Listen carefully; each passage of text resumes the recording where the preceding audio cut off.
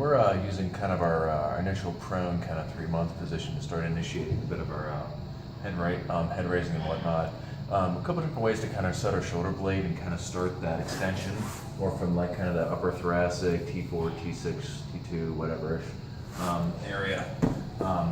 So when we get into it, we can use a little bit of our tricep and wrist pressure to make a difference in our initial setup. So the general motion is going to be, if we're going to be picking our head up, instead of picking up from the top up, we're going to think of almost starting between the shoulder blades. You get kind of a lift up like so. We can even give a little extra turn into it. And make sure we're initiating the motion from between the shoulder blades as you go back and forth. But part of this is we're almost picking up the rib cage underneath the shoulder blades.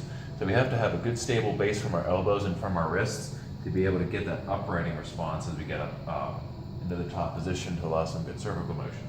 So one of the ways we can do this is we can have the wrists up in the air a little bit like this, a little bit of extension, and almost like a little bit of a pressure down into the ground. So it's like we're almost like kind of turn the wrist down a little bit, a little extension. So we can have fingers flat or up top, whatever gives the best irradiation response.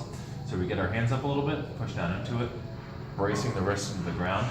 So when we push from here, we want to see, do we get almost like a little bit of an automatic activation through the lower shoulder blades, get an uprighting response. And then we pick the head up on top of it. Give a little head turn back and forth, back down, coming up, little head turn back and forth, back down. First, just over the pressure until we feel our shoulder blades set and give ourselves a good foundation in the middle of our back. Then pick the head up, almost rolling from here up. Double check our turn each way, see if we have any asymmetry there, see if we start to lose it, and then back down. So that's one of the ways we can work our prone cervical, kind of like lower cervical, upper thoracic, deep extensors. Get a little bit of co-contraction with the deep neck flexor on top of that too. But this one was using predominantly a little bit of the wrist pressure to try and set our shoulder blades to get the bottom up initial motion.